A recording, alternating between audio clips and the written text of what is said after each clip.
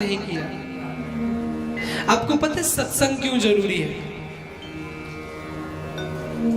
केवल भजन अच्छे अच्छे सुनने को मिलेंगे इसलिए, या थोड़ा श्रृंगार करने को 7 दिन मिलेगा इसलिए? नहीं। सत्संग इसलिए आवश्यक है, सत्संग की महिमा भगवान से भी बड़ी है। मैं नहीं कहता, शास्त्र कहता। अभी कथानक आएगा ध्रुव चरित्र, आप देखिएगा। जैसे हम जैसा भोजन करते हैं, बात थोड़ा बड़ी है, ध्यान देना।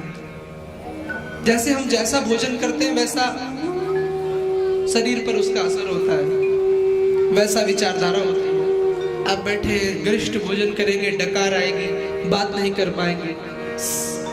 शुद्ध भोजन करेंगे, साधारण करेंगे तो शरीर बड़ा शुद्ध रहता है। तो वैसे जैसे हमारी पेट के लिए, मुख के लिए भोजन जरूरी है, वैसे हमारे कान भी जैसा सुनते हैं वैसे ही हमारी विचारधारा होती है। अगर आप नेगेटिव सुनेंगे तो नकारात्मक सोच आएगी, अगर आप पॉजिटिव सुनेंगे तो सकारात्मक सोच आएगी।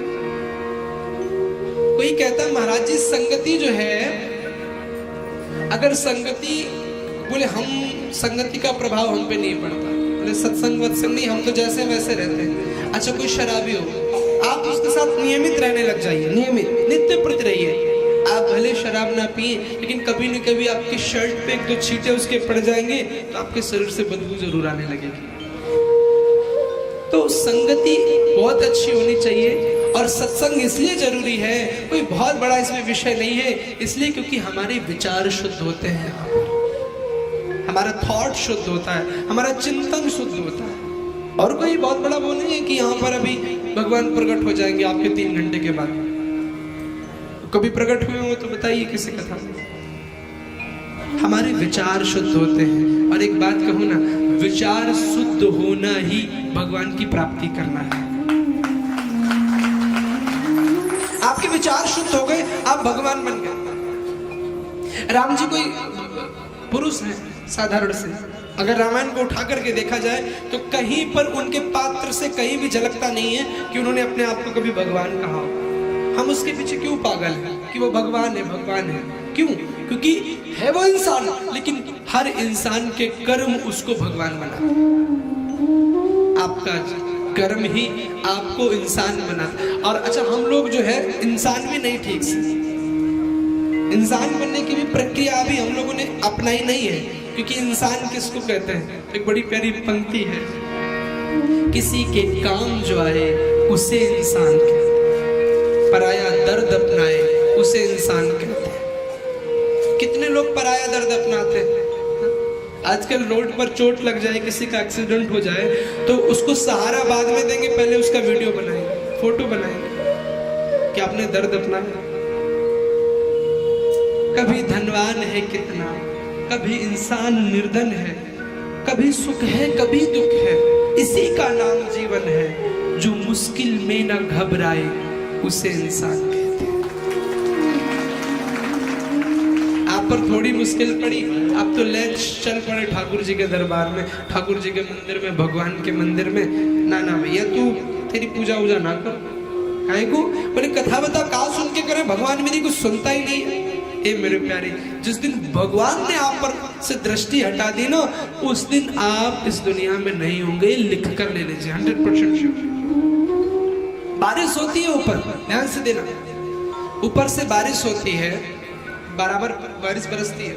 आप लोटा रखेंगे तो आपका लोटा भरेगा, आप बाल्टी रखेंगे तो आपकी बाल्टी भरेगी। अब इसमें कहीं दोष बारिश का है तो बारिश का दोष तो नहीं है, वो तो बराबर बरसी।